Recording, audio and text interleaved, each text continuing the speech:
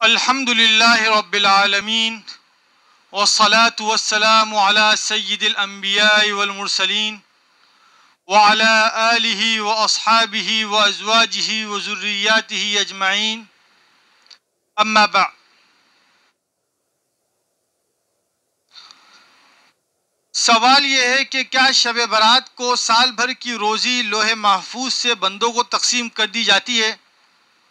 اور جو فرشتے تقسیم کرتے ہیں ان کے نام کیا ہیں؟ شب برات کو تقسیم نہیں کیا جاتا، بلکہ شب قدر میں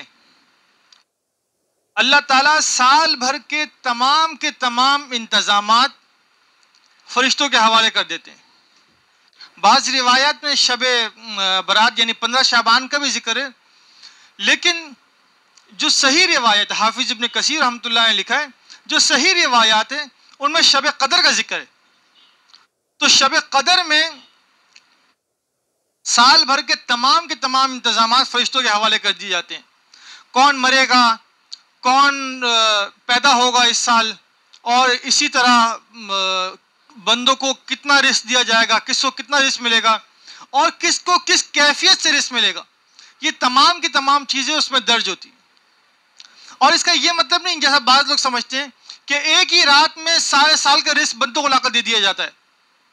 سارے سال کا رزق بندوں کو ایک رات میں نہیں دیا جاتا، یہ خیال غلط ہے، بلکہ یہ فرشتوں کے حوالے انتظامات کر دیے جاتے ہیں یہ۔ اور اسی طرح جو فرشتے جو رزق دیتے ہیں، جو جنہیں فرشتوں کے حوالے کیا جاتا ہے، ان کے جو بڑے ہیں جو وہ حضرت میکائیل علیہ السلام، اور ان کے ماتحت اتنے فرشتے ہیں کہ ان کی تعداد اللہ کے سوا کوئی نہیں جانتا، اور وہ حضرت میکائیل کی ہدایات کے مطابق بندوں کو ان کے حساب سے رزق تقسیم کر دیتے ہیں۔ تو جو سربراہ ہیں وہ تو حضرت میکائیل ہے، لیکن سربراہ کے ماتحت جو فرشتے کام کرتے ہیں ان کی تعداد اللہ کے سوا کوئی نہیں جانتا۔ اسی طرح ایک سوال یہ کہ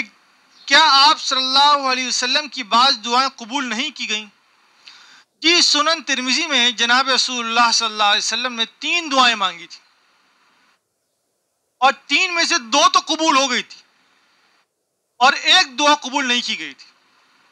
جو دعا قبول نہیں کی گئی تھی وہ دعا یہ تھی کہ میری امت میں جنگ و جدال، جھگڑا فساد، قتل و غارت نہ ہو، یہ دعا قبول نہیں کی گئی تھی۔ باقی دعائیں قبول ہو گئی تھی، یہ دعا قبول نہیں کی گئی تھی۔ اسی طرح ایک سوال یہ کہ کیا حضرت صلی اللہ علیہ وسلم اپنی طبی موت سے وفات پائے ہیں؟ جناب رسول اللہ صلی اللہ علیہ وسلم اپنی عمر مبارک پوری کر اپنی طبی موت سے وفات پائے ہیں، اور آپ صلی اللہ علیہ وسلم کی وفات کو موت کے لفظ سے تعبیر کرنا بالکل درست اور صحیح ہے، اس لیے کہ اللہ رب العزت نے خود قرآن مجید میں ارشاد فرمایا ہے کہ انک میت وانہم میتون، بے شک آپ کو بھی مرنا ہے، وانہم میتون، اور وہ بھی مر جائیں گے۔ تو یہ جو موت کا ضابطہ ہے، کل نفس ذائقۃ الموت، اس ضابطے سے کوئی انسان مستثنا نہیں ہے، نہ کوئی نبی مستثنا ہے، نہ ولی مستثنا ہے، نہ کوئی صوفی مستثنا ہے، نہ عالم مستثنا ہے، کوئی انسان اس عالم میں مستثنا نہیں ہے، موت کا ذائقہ ضرور چکے گا۔ اور رہی بات یہ کہ جہاں قرآن مجید میں آپ صلی اللہ علیہ وسلم کو نور فرمایا گیا ہے، تو اس کا جواب یہ ہے کہ اس کا جواب آگے ہی ذکر ہے، بلکہ اس کا مطلب یہ ہے کہ آپ صلی اللہ علیہ وسلم کی تعلیمات اور ارشادات پر انسان عمل کر ضلالت، گمراہی اور اسی طرح کفر اور شرک کے اندھیروں سے نکل کر ہدایت کی روشنی کی طرف چلا جاتا ہے، یہ مطلب ہے، ہدایت کے نور میں آ جاتا ہے، یہ مطلب ہے اس کا۔ یہ مطلب کسی نے نہیں بیان کیا کہ آپ صلی اللہ علیہ وسلم کو جو نور فرمایا گیا تو آپ صلی اللہ علیہ وسلم تمام بشری تقاضوں سے بری تھے، یہ مطلب نہیں ہے آپ صلی اللہ علیہ وسلم کے لیے کھانا پینا اٹھنا بیٹھنا اسی طرح خرید و فروخت کرنا اور اسی طرح جنگ و صلح کرنا صحت بیماری یہ سب چیزیں ثابت ہیں یہ سب بشری تقاضے ہی ہیں تو آپ صلی اللہ علیہ وسلم کے لیے آپ صلی اللہ علیہ وسلم اپنی عمر مبارک پوری کر کر وفات پائے ہیں اور آپ کی وفات کو موت کے لفظ سے تعبیر کرنا بالکل درست اور صحیح ہے پھر آپ صلی اللہ علیہ وسلم کو جو وفات کے بعد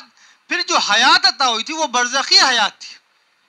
آپ صلی اللہ علیہ وسلم کو جو حیات عطا ہے وہ شہداء اور دوسرے اولیاء اور دوسروں سے بہت زیادہ ہے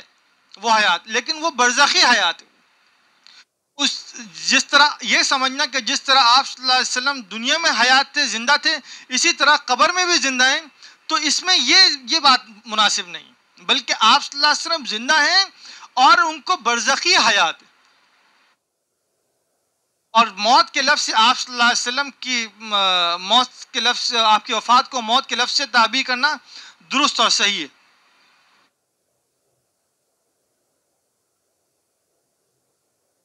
اسی طرح ایک سوال یہ کہ کیا انبیاء اکرام پر اور اسی طرح اولیاء اکرام پر شیاطین کا تسلط ہو سکتا ہے انبیاء پر اور اسی طرح اولیاء اللہ پر شیاطین کا تسلط اس اعتبار سے تو نہیں ہو سکتا کہ وہ ان کو رائے حق سے ہٹا دیں رائے حق سے منحرف کر دیں اس طور پہ تو تسلط نہیں ہو سکتا ہاں یہ ممکن ہے کہ ان کے تسلط سے اگر کوئی جسمانی اذیت پہنچے مثلا کوئی تکلیف ہو بیماری ہو بیمار ہو جائیں کوئی تکلیف پہنچ جائے جسمانی اذیت پہنچ جائے یہ تو ممکن ہے لیکن اس طور پہ تسلط کہ ان کو رائے حق سے منحرف کر دیں رائے حق سے ہٹا دیں اس طرح تسلط نہیں ہو سکتا اسی طرح ایک سوال یہ کہ کیا آپ صلی اللہ علیہ وسلم کو پیارے نبی کہہ کر پکارنا درست ہے جی آپ صلی اللہ علیہ وسلم کو پیارے نبی کہنا درست ہے اس میں کوئی مذائقہ نہیں اسی طرح ایک سوال یہ کہ کیا حضور صلی اللہ علیہ وسلم کو نبی مختار کہنا درست ہے یا نہیں مختار کے اصل میں دو معنی ایک معنی تو یہ ہے کہ پسندیدہ اور چنا ہوا تو اس اعتبار سے آپ صلی اللہ علیہ وسلم کو مختار کہنا درست اور صحیح یقیناً آپ صلی اللہ علیہ وسلم پسندیدہ بھی ہیں اور چنے ہوئے بھی ہیں اور دوسرا معنی مختار کا یہ کہ جس کہ آپ صلی اللہ علیہ وسلم کو موت زندگی اسی طرح آفت اور مصیبت لانے کا اختیار اور دفع کرنے کا اختیار کسی کو زندہ کرنے کا اختیار یہ تمام کے تمام اختیارات تھے اس اعتبار سے مختار کہنا درست نہیں ہے یہ اللہ تعالیٰ کو اختیار ہے تمام چیزوں کا اس اعتبار سے تو اللہ رب العزت مختار کل ہے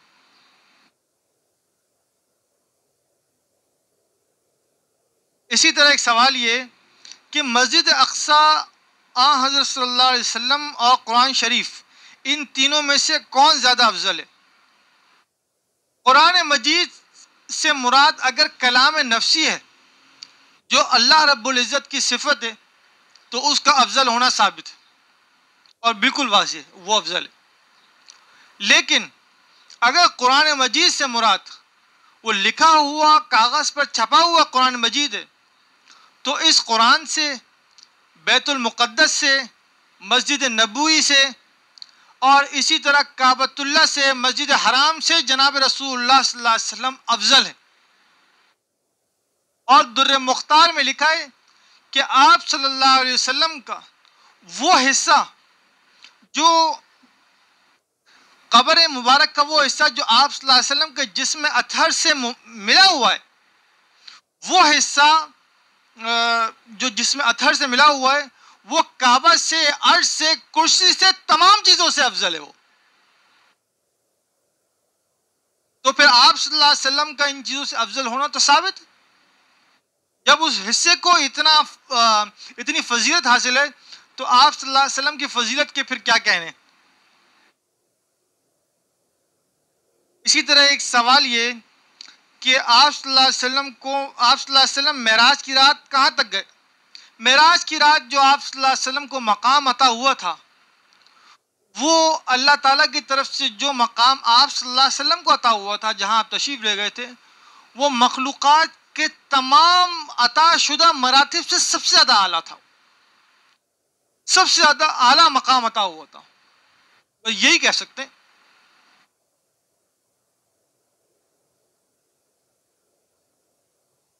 اسی طرح ایک سوال یہ کہ کیا آپ صلی اللہ علیہ وسلم معراج میں جوتوں سمیت عرش پر گئے تھے؟ یہ روایات بعض تفاسیر میں ہیں، جیسے روح البیان وغیرہ میں، فخلا نعلی کے ذیل میں، تو یہ بعض روایات میں ہے یہ چیز، لیکن صحیح سند کے ساتھ یہ واضح نہیں ہے، یہ بات نہیں ہے کہ صحیح سند کے ساتھ اور مضبوط سند کے ساتھ کہ آپ صلی اللہ علیہ وسلم جوتوں سمیت گئے تھے۔